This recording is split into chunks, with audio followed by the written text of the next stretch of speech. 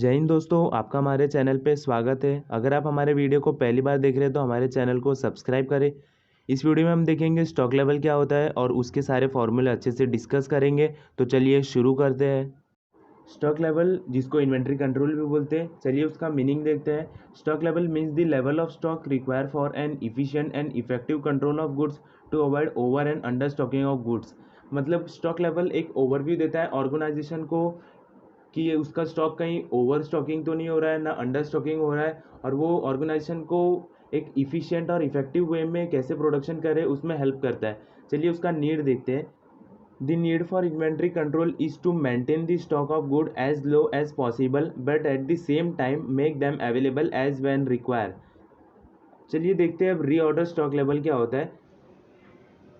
Reorder stock level ये बताता है हमें कि ऑर्डर कब देना है। तो चलिए इसे एक एग्जाम्पल से समझते हैं। एग्जाम्पल,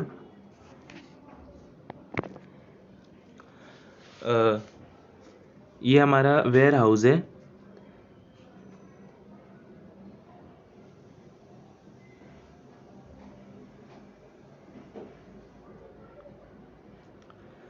ये हमारा स्टॉक लेवल है कि इसमें हमें ऑर्डर कहाँ करना है। ये हमारा दूसरा स्टॉक लेवल, तीसरा, और ये हमारा चौथा।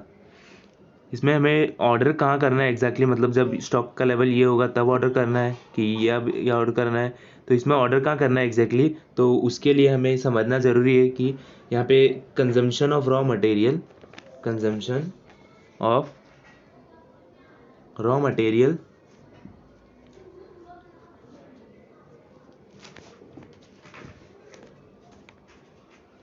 है हमारा 100, मतलब minimum 100 to maximum 300 units per day.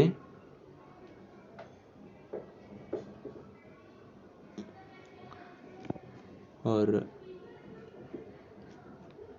Delivery time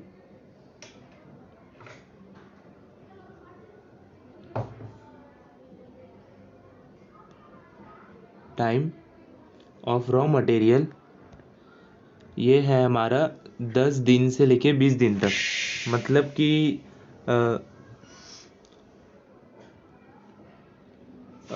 अगर मैंने ऑर्डर दिया है 5 दिसंबर को और वो आता है 10 दिन में, 10 डेज, तो वो ऑर्डर हमें मिलेगा 15 दिसंबर को। तो जो 10 डेज है मतलब कि इतने दिन बाद वो मिलेगा। इसको हम लोग रीऑर्डर पीरियड भी बोलते हैं।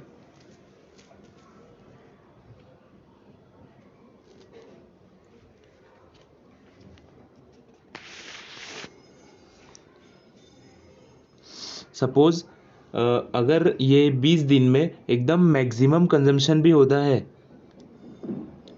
यानी कि मैक्सिमम डिलीवरी टाइम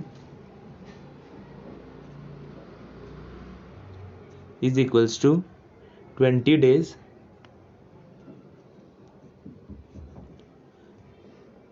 और हमारा मैक्सिमम कंजम्पशन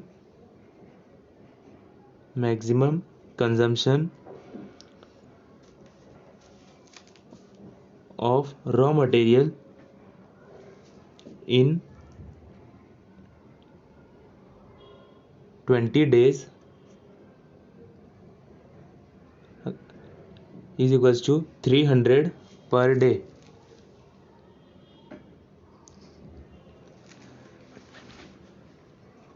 अगर हमारा मैक्सिमम कंजम्पशन होता है ये 20 दिन, अगर हमारा maximum consumption 300 unit per day use होता है, यानी कि 20 into 300 is equals to 6000 unit.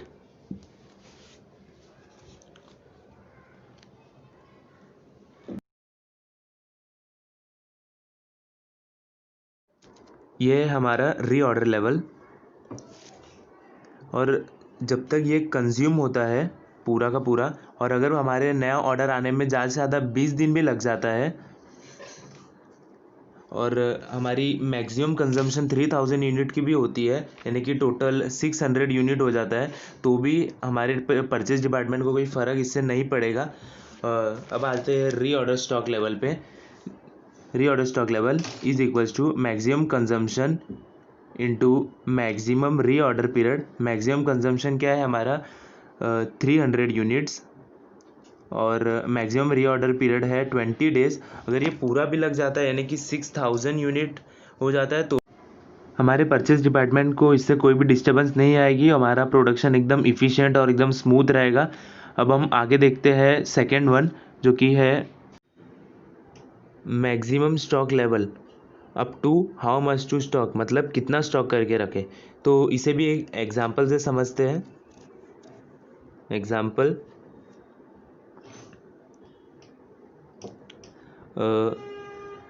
ये हमारा वेयर हाउस है और ये हमारा री ऑर्डर लेवल है।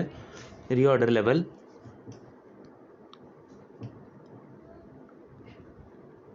प्लस हमारा ऑर्डरिंग साइज में प्लस करेंगे, री order level plus ordering size. Ordering size यानी कि हम लोग ने जितना ऑर्डर किया ये मतलब यहाँ तक हम लोग ने जितना ऑर्डर किया वो ऑर्डरिंग साइज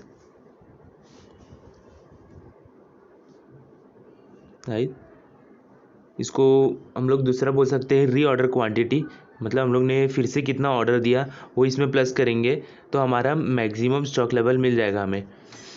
लेकिन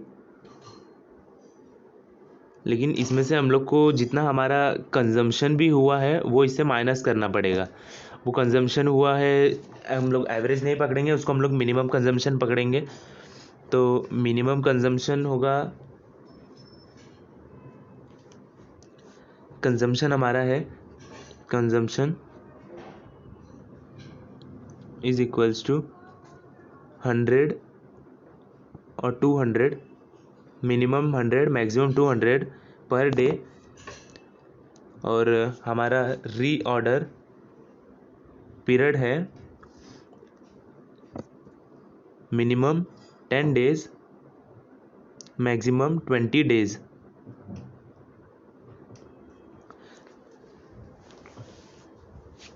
तो अगर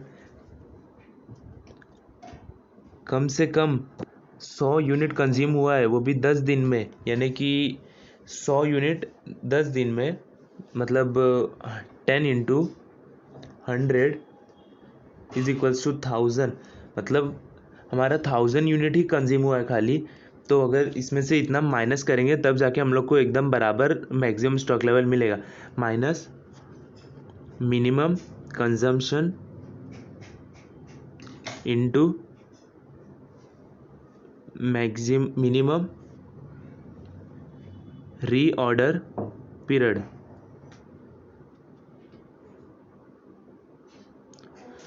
तो ये अगर इससे माइनस करते हैं तो हमें एग्जैक्ट मैक्सिमम स्टॉक लेवल मिल जाता है। मतलब हमारा कम से कम कंजम्पशन 100 यूनिट है और री ऑर्डर पीरियड 10 है, तो हमारा एकदम मतलब कंजम्पशन 1000 यूनिट का ही होगा। तो हमारा reorder level plus reorder size, अगर दोनों को प्लस करते हैं, और minus minimum consumption into minimum order period,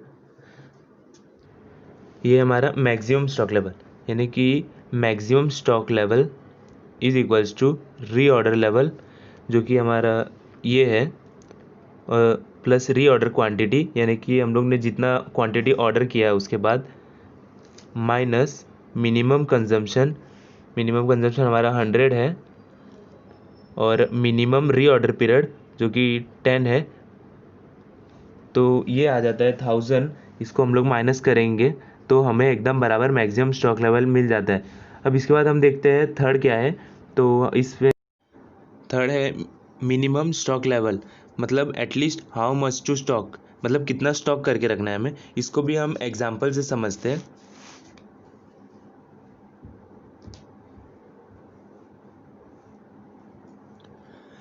consumption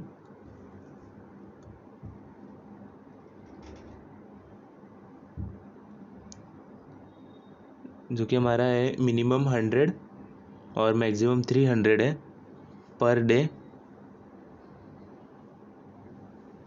और हमारा री ऑर्डर पीरियड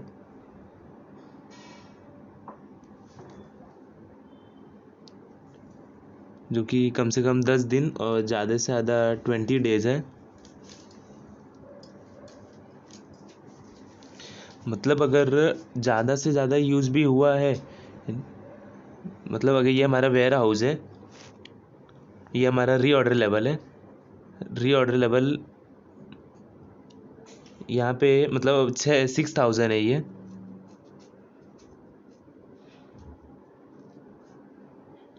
अगर 300 भी कंज्यूम हुआ हुए 20 डे, यानी कि 320 इंटू 300 इज इक्वल्स टू 600। हमारा रीऑर्डर लेवल जो कि 600 था, 600, और अगर हम लोग ये रीऑर्डर लेवल और ये हमारे मैक्सिमम कंजम्पशन को माइनस करें, यानी 600 माइनस 600 इज इक्वल्स टू 0। वैसे तो ये सही है, लेकिन एक जनरल एजम्पशन होता है कि हमारा कंजम्पशन जो होगा वो एवरेज होगा, मैक्सिमम नहीं होगा, एवरेज होगा। तो इसको एवरेज कर देते हैं। जैसे कि हमारा कंजम्पशन 100 है और 300, इसका एवरेज आएगा 100 plus 300 is equals to 150। 10 plus 20 ये अपना 30 divide by 2 is equals to 15। अगर ये इसको हम लोग निकालें, इसका कितना होता है कंजम्पशन, तो क्या आएगा 150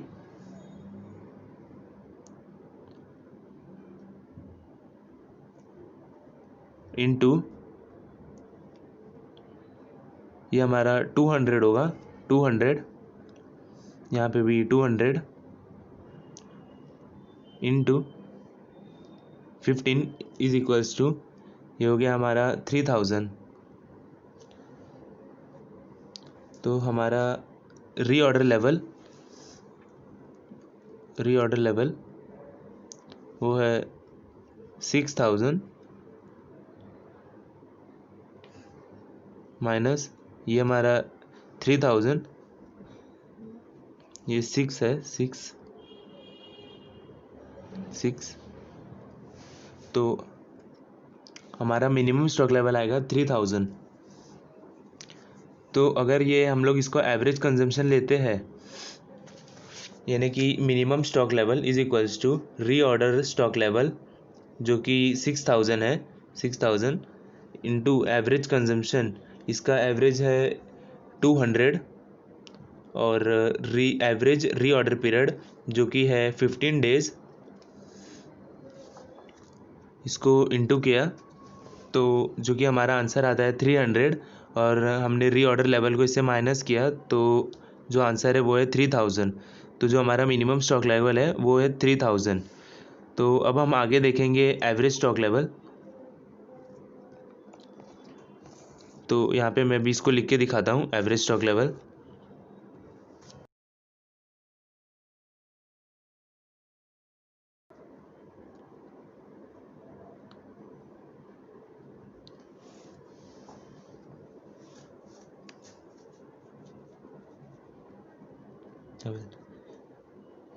average stock level is equals to maximum stock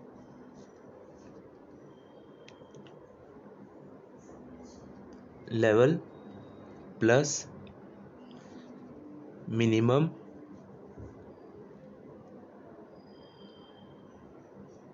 stock level upon 2।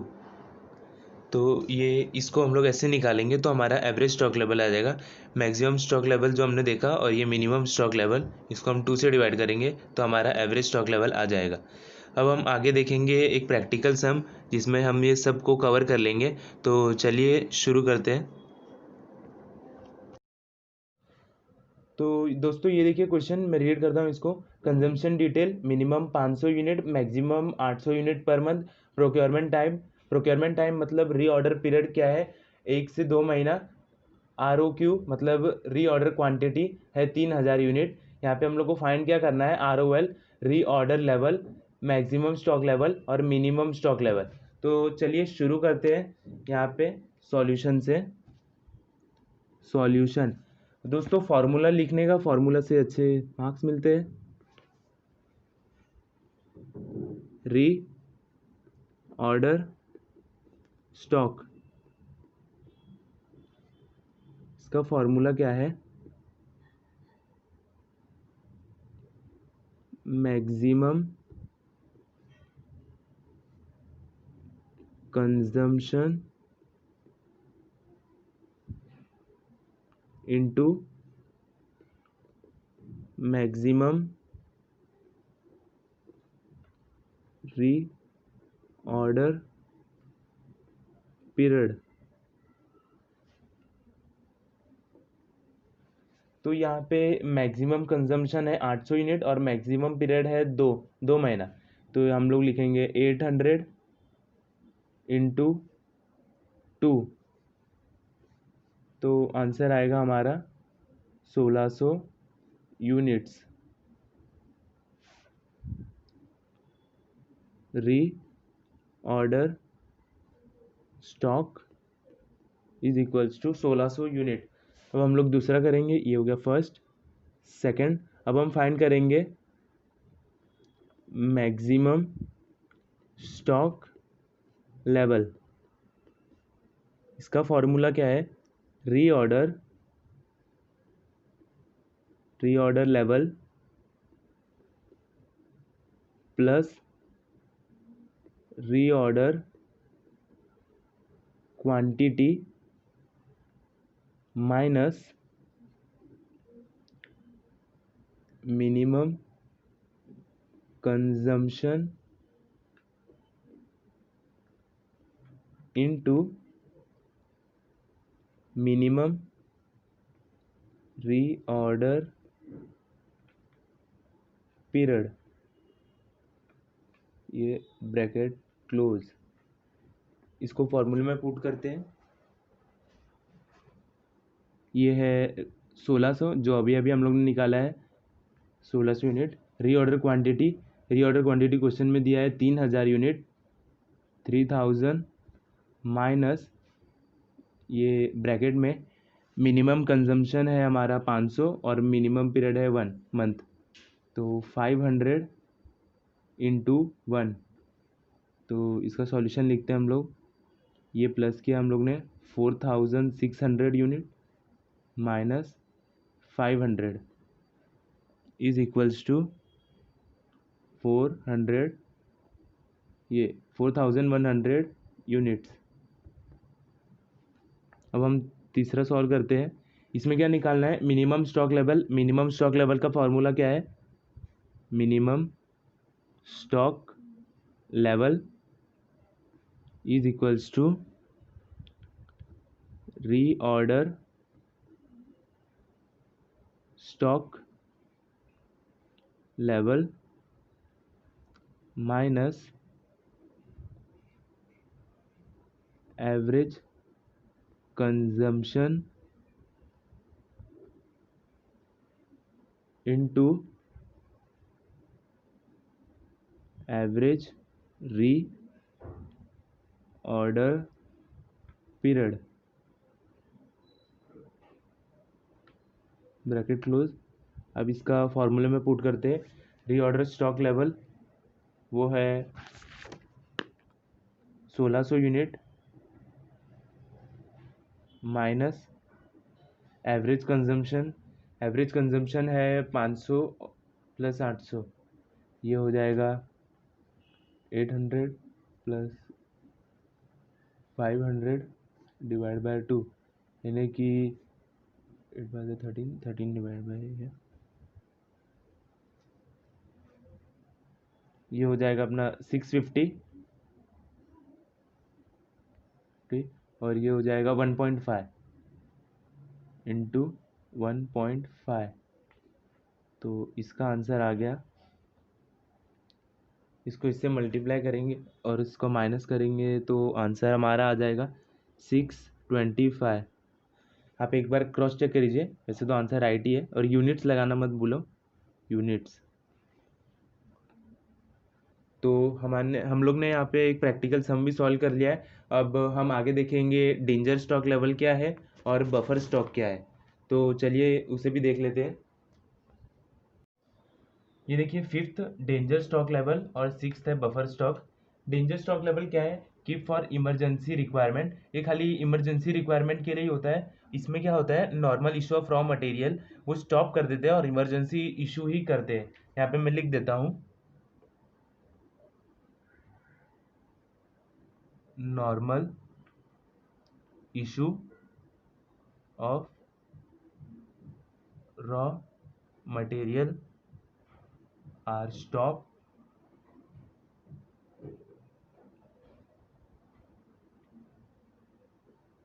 And emergency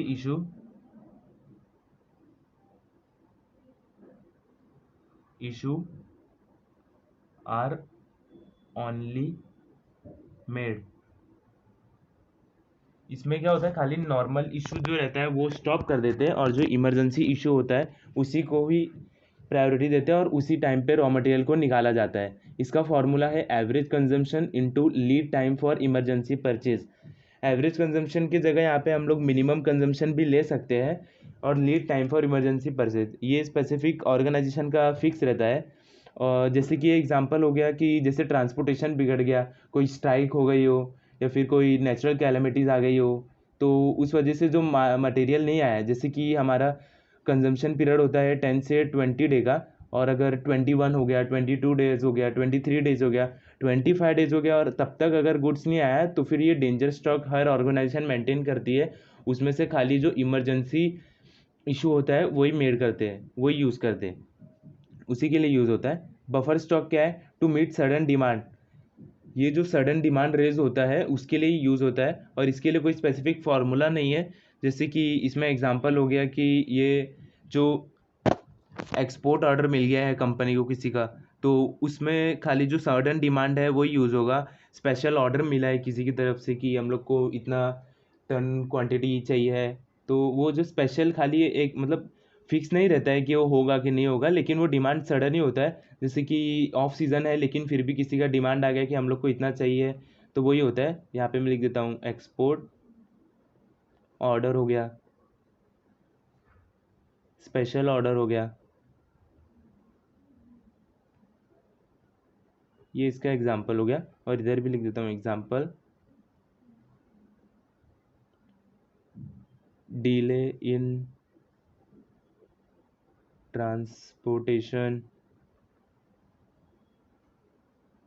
due to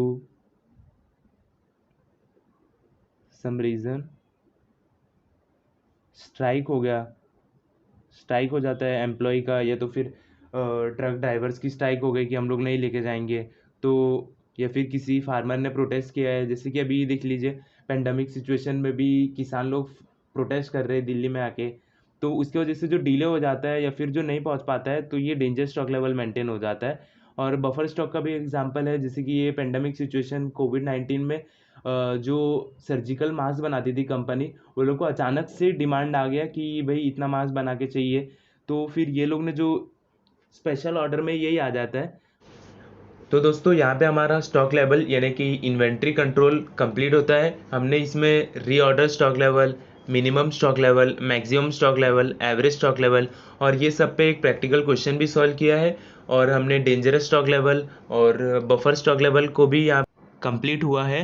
और आशा करता हूँ कि आपको सब समझ में आया। अगर कुछ नहीं समझा होगा तो मुझे कमेंट सेक्शन में पूछ लेना।